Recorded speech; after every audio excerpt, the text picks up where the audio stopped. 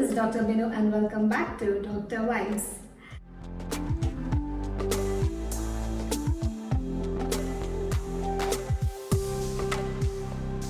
ഇന്ന് നമ്മൾ സ്ത്രീകളെ അലട്ടുന്ന വളരെ ബുദ്ധിമുട്ടിപ്പിക്കുന്ന ഒരു കാര്യമായിട്ടുള്ള ബ്ലീഡിങ്ങിനെ പറ്റിയിട്ടാണ് നമ്മൾ സംസാരിക്കുന്നത്. സ്ത്രീകളുടെ ഒരു വളരെ കോമൺ ആയിട്ട് കാണുന്ന ഒരു പ്രശ്നമാണ് bleeding.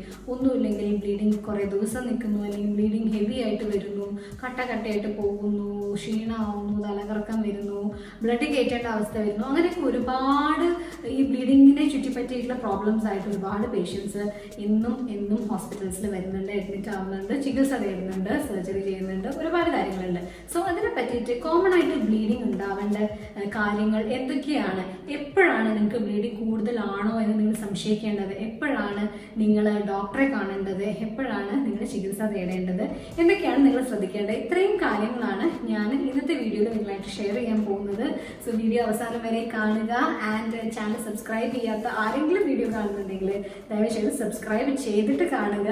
And bell icon enable ചെയ്താൽ മാത്രമേ ഞാൻ വീണ്ടും വീഡിയോസ് ഇടുമ്പോൾ നിങ്ങൾക്ക് ഫലപ്രദമായിട്ടുള്ള ഇൻഫർമേഷൻ നിങ്ങൾക്ക് കിട്ടുകയുള്ളൂ, വീഡിയോ കാണാൻ അപ്പോൾ തന്നെ സാധിക്കുകയുള്ളൂ. ആൻഡ് നിങ്ങൾക്ക് ഈ വീഡിയോ ഇഷ്ടപ്പെടുകയാണെങ്കിൽ ലൈക്ക് ചെയ്യാൻ മറക്കരുത്, നിങ്ങളുടെ ഫാമിലി ആൻഡ് ഫ്രണ്ട്സ് ആയിട്ട് ഷെയർ ചെയ്യുക. സോ നമുക്ക് വീഡിയോയിലേക്ക് കടക്കാം. എന്താണ് ഒരു നോർമൽ പീരീഡ് എന്ന് അറിഞ്ഞാൽ മാത്രമേ എന്താണ് എബ്നോർമൽ എന്നുള്ളത് പറയാൻ പറ്റുള്ളൂ, അല്ലേ?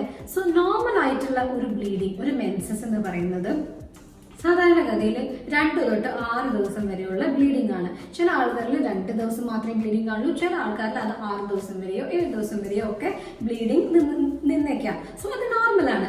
സോ ഏകദേശം ഒരു 80 ml, ഒരു 80 ml ഓഫ് ബ്ലഡ് ആണ് പെർ മെൻസസ് ഒരു സ്ത്രീക്ക് നഷ്ടപ്പെടുന്നത്. അതിൽ കൂടുതലാവുകയാണെങ്കിലാണ് അത് അബ്നോർമൽ എന്ന് പറയുന്നത്. അതേപോലെ ഞാൻ മുന്നേത്തെ പല വീഡിയോസിലും പറഞ്ഞിട്ടുള്ളത് പോലെ തന്നെ 21 തൊട്ട് 35 ദിവസം വരെയാണ് ഏകദേശം ഒരു റേഞ്ച് ഓഫ് നോർമൽ എന്ന് പറയുന്നത്. അതായത് 21 തൊട്ട് 35 ദിവസത്തിനുള്ളിൽ ഏതെങ്കിലും ഒരു അക്കം, അതായത് ഒരു 25 അല്ലെങ്കിൽ ഒരു 30 ദിവസങ്ങൾ കൂടുമ്പോൾ ആണ് നിങ്ങൾക്ക് ഒരു ബ്ലീഡിംഗ് വരുന്നത്. സോ അതായത് 25 തൊട്ട് 35 ദിവസം എന്നുള്ളതിൽ ഏതെങ്കിലും ഈ ഒരു റേഞ്ചിൽ വരുന്ന ഏതെങ്കിലും ഒരു ഫിഗർ, ആ ഒരു ഫിഗർ ആണ് നിങ്ങളുടെ മെൻസ്ട്രൽ സൈക്കിൾ. അതായത് ആ ഒരു ദിവസം അത്രയും നമ്പർ ഓഫ് ഡേയ്സ് കഴിഞ്ഞിട്ടാണ് നിങ്ങൾക്ക് ഒരു ബ്ലീഡിംഗ് വരുന്നത് എന്നുണ്ടെങ്കിൽ നിങ്ങളുടേത് റെഗുലർ സൈക്കിൾസ് ആണ്. അത് കൃത്യമായിട്ട് എല്ലാ മാസങ്ങളിലും ആ ഒരു റേഞ്ചിലാണ് വരുന്നതെന്നുണ്ടെങ്കിൽ നിങ്ങളുടേത് റെഗുലർ സൈക്കിൾസ് ആണ്. സോ ഇതിന്റെയൊക്കെ അപ്പുറത്തേക്കും ഇപ്പുറത്തേക്കുമുള്ള സംഭവങ്ങളാണ് എബ്നോർമൽ എന്ന് പറയുന്നത്. അതായത് 21 ദിവസത്തിൽ കുറവ്, ഒരു 3 ആഴ്ചയിൽ കുറവ് ദിവസങ്ങൾ, അതായത് ഒരു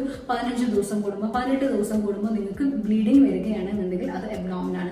അതേപോലെ തന്നെയാണ് 35 ദിവസങ്ങൾക്ക് ശേഷം, അതായത് നിങ്ങൾക്ക് ഒരു 5 ആഴ്ചയിൽ കൂടുതൽ, അതായത് 1.5 മാസം കൂടുമ്പോൾ 2 മാസം കൂടുമ്പോഴാണ് നിങ്ങൾക്ക് ബ്ലീഡിംഗ് വരുന്നതെന്നുണ്ടെങ്കിൽ അതും എബ്നോർമൽ ആയിട്ടുള്ള ഒരു കാര്യമാണ്. സോ അതാണ് നമ്മുടെ റെഗുലാരിറ്റി എന്ന് പറയുന്നത്. അടുത്തത്, നിങ്ങളുടെ ബ്ലീഡിങ് 7 ദിവസത്തിൽ കൂടുതൽ നിൽക്കുകയാണ്, 7 ദിവസത്തിൽ കൂടുതൽ നിങ്ങൾക്ക് സാനിറ്ററി പാഡ്സ് യൂസ് ചെയ്യേണ്ടി വരികയാണ്, ഒരേപോലെ ബ്ലീഡിങ് ഉണ്ടാവുകയാണ് എന്നുണ്ടെങ്കിൽ അത് എബ്നോർമൽ ആണ്. അതേപോലെ തന്നെ നിങ്ങൾക്ക് ആവറേജ് ഒരു 80 ml നമുക്ക് കണക്ക് പറയാനും പേഷ്യൻസിന് അത് പറഞ്ഞ് മനസ്സിലാക്കി കൊടുക്കാനും ബുദ്ധിമുട്ടാണ്. നമുക്ക് ആർക്കും തന്നെ നടന്നു നോക്കാൻ പറ്റുന്ന ഒരു കാര്യമല്ല, അല്ലേ? അപ്പം നമ്മൾക്ക് ക്വാളിറ്റേറ്റീവ് ആയിട്ട് എങ്ങനെ നിങ്ങൾക്ക് ബ്ലീഡിങ് കൂടുതലുണ്ടോ എന്നുള്ളത് അസസ് ചെയ്യാൻ പറ്റുന്നുള്ളതിന്റെ കുറച്ച് കാര്യങ്ങൾ ഞാൻ നിങ്ങൾക്ക് പറഞ്ഞു തരാം. നിങ്ങളുടെ മെൻസ്ട്രൽ സൈക്കിളിന്റെ ഒരു 1-2 ദിവസങ്ങൾ നിങ്ങൾക്ക് കുറച്ച് കട്ടയൊക്കെ പോകണമെങ്കിൽ വലിയ കുഴപ്പമില്ല.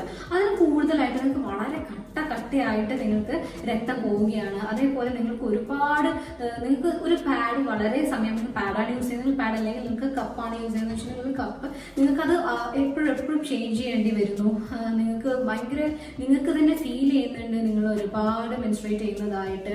അങ്ങനെയൊക്കെ തോന്നുകയാണെങ്കിൽ നിങ്ങൾക്ക് ഒരുപാട് ക്ഷീണം, തളർച്ച, വിളർച്ച, അങ്ങനെയുള്ള സംഭവങ്ങളൊക്കെ തോന്നുകയാണെങ്കിൽ നിങ്ങൾ സംശയിക്കേണ്ടതാണ് നിങ്ങൾക്ക് കൂടുതലായിട്ട് ബ്ലീഡിംഗ് ഉണ്ട് എന്നുള്ളത്. അതേപോലെ തന്നെ നിങ്ങൾക്ക് ഏകദേശം ഞാൻ പറഞ്ഞപ്പോൾ നിങ്ങൾ സാനിറ്ററി പാഡ്സ് ആണെങ്കിൽ അതിൻ്റെ ഒരു വെയിറ്റും അതെങ്ങനെയാണ് സോക്ഡ് ആവുന്നത്, ഒരുപാട് സോക്ഡ് ആവുന്നുണ്ട്, വളരെ കുറച്ച് സമയങ്ങളിൽ ഒരുപാട് സോക്ഡ് ആവുന്നുണ്ട്, അങ്ങനെയൊക്കെയുള്ളത് വെച്ചിട്ടാണ് നമ്മളൊരു റെപ്രസെൻറ്റേഷൻ പറയുന്നത് ബ്ലീഡിംഗ് കൂടുതലാണ് എന്നുള്ളത് ഡൗട്ട് ചെയ്യേണ്ടത്. സോ ഇതൊക്കെയാണ് അബ്നോർമൽ ആയിട്ടുള്ള ബ്ലീഡിംഗ് എന്ന് പറയുന്നത്, അല്ലെങ്കിൽ കൂടുതലായിട്ടുള്ള ബ്ലീഡിംഗ് എന്ന് പറയുന്നത്. എന്തൊക്കെയാണ് കോമൺ ആയിട്ട് ഇതിന് ബ്ലീഡിംഗ് കൂടുതലായിട്ട് കാണാനുള്ള റീസൺ? നമ്മളുടെ സൊസൈറ്റിയിൽ ഇന്ത്യൻ വിമനിൽ ഏറ്റവും കോമൺ ആയിട്ട് കാണുന്ന ഒരു സംഭവമാണ് യൂട്രൈൻ ഫൈബ്രോയിഡ്സ് എന്ന് പറഞ്ഞാൽ ഗർഭാശയ മുഴകൾ.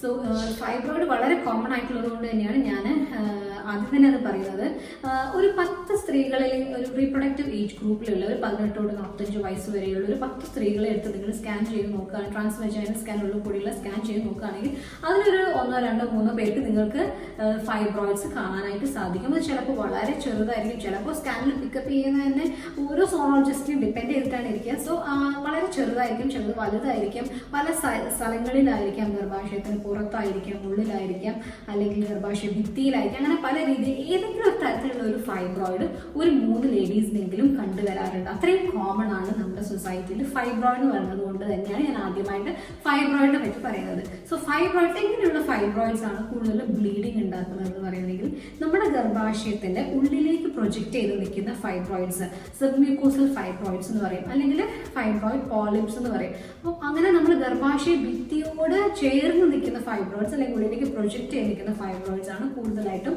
ബ്ലീഡിങ് കൂടുതലായിട്ട് കണ്ടുവരുന്നത്.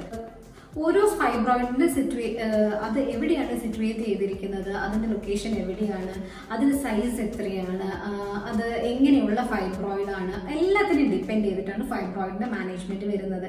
സോ അങ്ങനെ നിങ്ങൾക്ക് ഒരു ഡോക്ടർ ഉണ്ടെങ്കിൽ, ഫൈബ്രോയിഡ് ഉണ്ട് നിങ്ങൾ കാണുകയാണെങ്കിൽ തീർച്ചയായും നിങ്ങൾ ഡോക്ടറെ കണ്ടിട്ട് അതിനുള്ള ട്രീറ്റ്മെന്റ് മൊഡാലിറ്റി എന്താണെന്നുള്ളത് നിങ്ങൾ അന്വേഷിച്ചറിയുക, അത് ഫോളോ ചെയ്യുക. So first and foremost is fibroid. പിന്നെ നമുക്ക് പറയാനുള്ളത്, ഞാൻ ഫൈബ്രോയിഡ് പറഞ്ഞപ്പോൾ തന്നെ കൂടെ പറഞ്ഞു ഫൈബ്രോയിഡ് പോളിപ്പ്. അതേപോലെ ഏതെങ്കിലും തരത്തിലുള്ള പോളിപ്പ്, ഫൈബ്രോയിഡ് പോളിപ്പ് തന്നെ ആണെന്നില്ല. പോളിപ്പ് എന്ന് പറഞ്ഞാൽ ഒരു ദശ പോലെ നമ്മുടെ ഗർഭാശയത്തിന്റെ ഉള്ളിലേക്ക് വരുന്ന ഒരു ദശ, അതാണ് പോളിപ്പ് എന്ന് പറയുന്നത്. സോ അത് പല രീതിയിലുള്ളതാവും. ഞാൻ പറഞ്ഞ പോലെ ഫൈബ്രോയിഡ് പോളിപ്പ് ആവാം, അല്ലാതെ വേറെ രീതിയിൽ ജസ്റ്റ് ചെറിയൊരു ദശ പോലെ വളരുന്നതും എന്തുമാകാം. സോ അങ്ങനെ എന്തെങ്കിലും ഗർഭാശയത്തിന്റെ ഉള്ളിൽ, ഗർഭാശയത്തിന്റെ ക്യാവിറ്റി എന്ന് പറയും, നമ്മളെ ക്യാവിറ്റിയുടെ അകത്തേക്കുള്ള ഏതെങ്കിലും ഒരു ലീഷൻ ബ്ലീഡിങ് കൂടുതലായിട്ട് ഉള്ളതിന് ഒരു കാരണമാകാം. പിന്നെ വരെ പറയാനുള്ളത് അഡിനോമയോസിസ് എന്ന് പറഞ്ഞൊരു കണ്ടീഷനാണ്. അത് നമ്മളുടെ ഗർഭാശയത്തിൽ ഗർഭാശയം ഇങ്ങനെ ഒരു ഗ്ലോബുലറായിട്ട് ഇരിക്കുന്ന ഒരു സാധനമാണ് അല്ലേ. സോ ആ ഗർഭാശയത്തിന്റെ ഭിത്തിക്ക് വരുന്ന തടിപ്പ്, അതായത് ഫൈബ്രോയിഡ് ഒന്നും ഇല്ലാതെ എന്തെങ്കിലും രീതിയിൽ ഗർഭാശയത്തിന്റെ ഭിത്തി തടിച്ചു വരുന്നതും ആ സംബന്ധിച്ചുള്ള ഒരു കണ്ടീഷനാണ് അഡിനോമയോസിസ് എന്ന് പറയുന്നത്. സോ ഈ അഡിനോമയോസിസ് ഉള്ള ലേഡീസിനും കൂടുതലായിട്ട് ബ്ലീഡിങ് കണ്ടുവരാറുണ്ട്. സോ അത് എന്താണ് ഇത് വരാനുള്ള റീസൺ എന്ന് പറയുന്നത്, കൂടുതലായിട്ടും വളരെ അധികം പ്രസവങ്ങൾ ഉണ്ടായിട്ടുള്ള സ്ത്രീകൾക്ക്, അല്ലെങ്കിൽ അബോർഷൻസ് ഉണ്ടായിട്ട് DNC ഒക്കെ ചെയ്യേണ്ടി വന്നവർക്ക്, വേറെ ഏതെങ്കിലും രീതിയിൽ surgeries, uterine surgeries, fibroid removal പോലുള്ള സർജറീസ് എന്തെങ്കിലുമൊക്കെ ചെയ്തിട്ടുള്ള ആൾക്കാരിലാണ് കൂടുതലും അഡിനോമയോസിസ് കണ്ടുവരുന്നത്.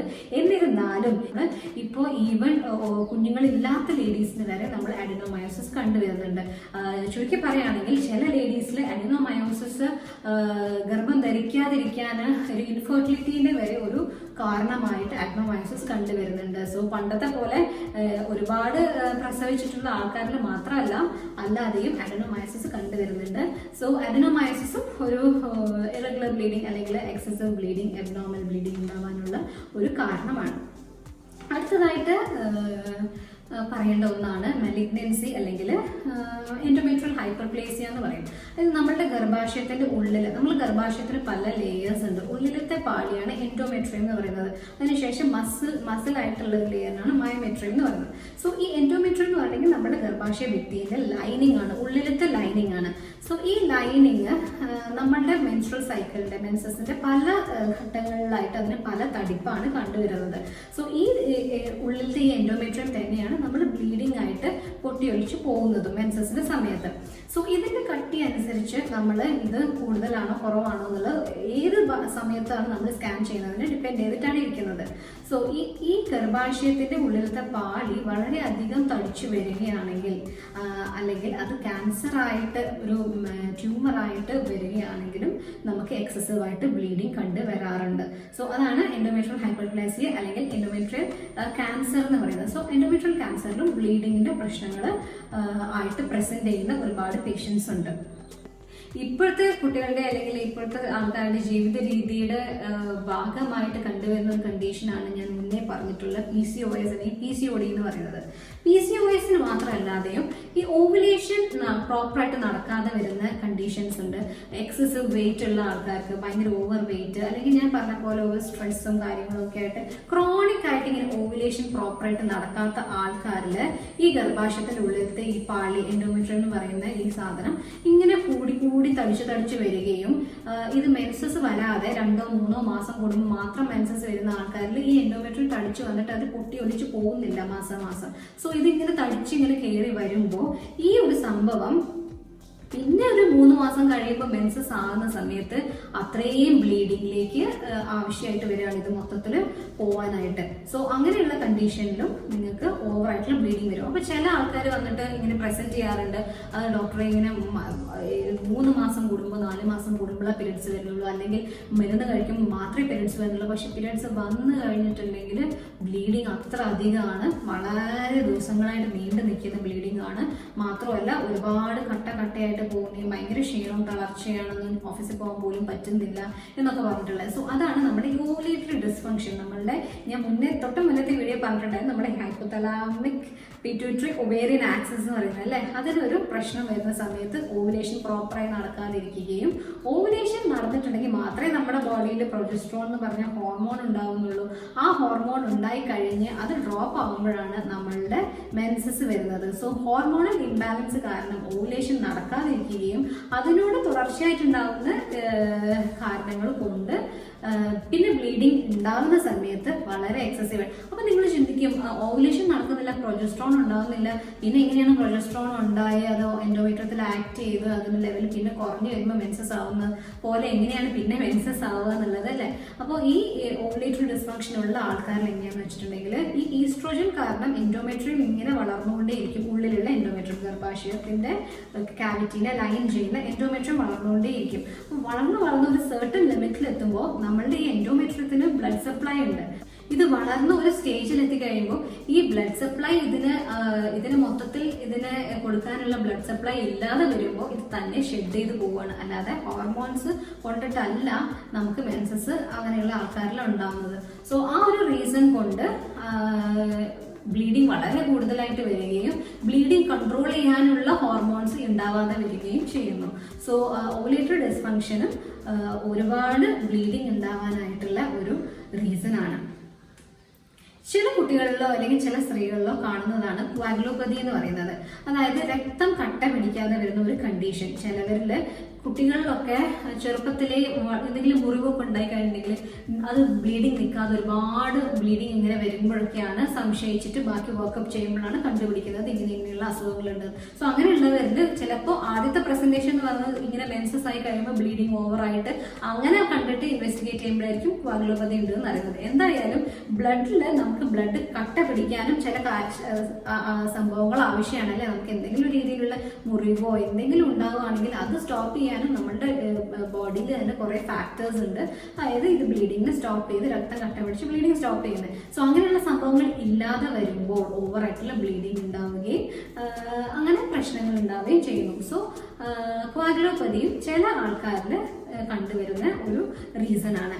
അതേപോലെ തന്നെയാണ് ചില എൻഡോക്രൈൻ കോസസ്, അതായത് വേറെ ഹോർമോൺസ്, തൈറോയ്ഡ് ഹോർമോൺ പോലുള്ള ഹോർമോൺസിന്റെ പ്രശ്നങ്ങൾ കൊണ്ടും മെൻസസ് ഒരുപാട് ബ്ലീഡിങ് ഉണ്ടാവുന്ന ബുദ്ധിമുട്ടുകൾ കണ്ടുവരാറുണ്ട്. ഒരിക്കലും വിട്ടുപോകാൻ പാടില്ലാത്ത ഒരു സംഭവമാണ് ചില മരുന്നുകൾ. ചില രക്തം കട്ട പിടിക്കാതിരിക്കാനായിട്ട് കഴിക്കുന്ന മരുന്നുകൾ ചില ആൾക്കാരുണ്ട്. ഹാർട്ടിന്റെ ഒക്കെ അസുഖമുള്ള ആൾക്കാർ, ചില അതേപോലെ ഇഞ്ചക്ഷൻ, ഹെപ്പാരിൻ ഇഞ്ചക്ഷൻ ഒക്കെ എടുക്കുന്ന ആൾക്കാരിലും ഇതേപോലെ ബ്ലീഡിങ് എക്സസീവ് ആയിട്ട് കാണാറുണ്ട്. അപ്പൊ എന്തെങ്കിലും ഒരു മരുന്ന് കഴിക്കുന്നതിന്റെ ഭാഗമായിട്ടും ചില സമയങ്ങളിൽ ആൾക്കാരിൽ എക്സസീവ് ആയിട്ടുള്ള ബ്ലീഡിങ് കണ്ടുവരാറുണ്ട്. പിന്നെ ഒരു ഗ്രൂപ്പ് ഓഫ് ആൾക്കാരുണ്ട്, അതായത് എന്താണ് കോസ് എന്ന് നമുക്കറിയാതെ ചില സമയങ്ങളിൽ എക്സസീവ് ആയിട്ട് ബ്ലീഡിങ് കണ്ടുവരുന്നത്. സോ ഇത്രയൊക്കെയാണ് അബ്നോർമൽ ആയിട്ടുള്ള യൂട്രൈൻ ബ്ലീഡിങ്ങിന്റെ കോസസ്. മെയിൻ ആയിട്ട് എല്ലാവരും അറിഞ്ഞിരിക്കേണ്ടതും കോമൺ ആയിട്ടും കണ്ടുവരുന്നതായിട്ടുള്ള കാരണങ്ങളാണ് ഞാൻ ഇവിടെ നിങ്ങൾക്ക് മുന്നിൽ ഷെയർ ചെയ്തിട്ടുള്ളത്. ഇങ്ങനെ എന്തെങ്കിലും ഇതിന്റെയൊക്കെ ഓരോന്നിനും ബ്ലീഡിങ് അല്ലാതെ വേറെ പല പ്രസന്റേഷനും ഉണ്ട്. അത് മാത്രമല്ല ബ്ലീഡിങ് ആയിട്ടാണെങ്കിൽ തന്നെ ഇതിന്റെ കൂടെ ഓരോ അസുഖത്തിനും സ്പെസിഫിക് ആയിട്ട് കൂടെ അസോസിയേറ്റഡ് ആയിട്ടുള്ള വേറെ സിംറ്റംസും ഉണ്ട്. പെയിന് അങ്ങനെയുള്ള വകയുള്ള സിംറ്റംസ്. ഓരോ അസുഖത്തിനും ഓരോ സ്പെസിഫിക് ആയിട്ടുള്ള സിംറ്റംസ് ഉണ്ട്. നിങ്ങൾക്ക് എപ്പോഴെങ്കിലും നിങ്ങൾക്ക് ബ്ലീഡിങ് കൂടുതലാണ് എന്നുള്ളത് നിങ്ങൾക്ക് തോന്നുന്നുണ്ടോ എന്നുണ്ടെങ്കിൽ, ഞാൻ മുന്നേ പറഞ്ഞ പോലത്തെ എന്തെങ്കിലും രീതിയിൽ സിംറ്റംസോ സംശയങ്ങളോ നിങ്ങൾക്കുണ്ടെങ്കിൽ ഒട്ടും അമാന്തിക്കാതെ തന്നെ നിങ്ങൾ ഒരു ഹെൽത്ത് പ്രൊവൈഡറിനെ നിങ്ങൾ കാണുക, ഒരു ഗൈനക്കിനെ കാണുക. ഞാൻ വീഡിയോയുടെ തുടക്കത്തിൽ പറഞ്ഞ പോലെ ഏതെങ്കിലും രീതിയിൽ നിങ്ങളുടെ ബ്ലീഡിങ് എക്സസീവ് ആണ് അല്ലെങ്കിൽ അബ്നോർമൽ ആണ് എന്ന് നിങ്ങൾക്ക് തോന്നിയിട്ടുണ്ടെങ്കിൽ ഈ ഏതെങ്കിലും ഞാൻ ഈ പറഞ്ഞിട്ടുള്ള ഏതെങ്കിലും ഒരു റീസൺ ആകാം അതിനുള്ള കാരണം. സോ ഒട്ടും അമാന്തിക്കാതെ തന്നെ നിങ്ങൾക്ക് നിങ്ങളെ വിശ്വസിക്കുന്ന ഒരു ഗൈനക്കിനെ, ഒരു ഹെൽത്ത് പ്രൊവൈഡറിനെ കാണുക, നിങ്ങളെ എക്സാമിൻ ചെയ്യുക, നിങ്ങളെ ഇൻവെസ്റ്റിഗേറ്റ് ചെയ്യുക, ആൻഡ് എന്താണ് റീസൺ എന്നുള്ളത് കണ്ടുപിടിക്കുക, അത് ട്രീറ്റ് ചെയ്യുക. ഈ വീഡിയോ ഇൻഫോർമേറ്റീവ് ആണ്, ഫലപ്രദമാണെന്ന് തോന്നുകയാണെങ്കിൽ നിങ്ങൾക്ക് ചുറ്റുമുള്ളവരുമായിട്ട് ഷെയർ ചെയ്യുക. വീഡിയോ ഇഷ്ടപ്പെട്ടിട്ടുണ്ടെങ്കിൽ ഒന്നുകൂടി പറയുന്നത് ലൈക്ക് ചെയ്യുക, ചാനൽ സബ്സ്ക്രൈബ് ചെയ്യുക. ആരെങ്കിലും വിട്ടുപോയിട്ടുണ്ടെങ്കിൽ സബ്സ്ക്രൈബ് ചെയ്ത് അടുത്തുള്ള ബെല്ലൈക്കണും എനേബിൾ ചെയ്യുക. അടുത്ത ഒരു ഇൻഫോർമേറ്റീവ് വീഡിയോയുമായിട്ട് ഞാൻ വീണ്ടും നിങ്ങളുടെ മുന്നിൽ എത്തുന്നത് വരേക്കും ബൈ.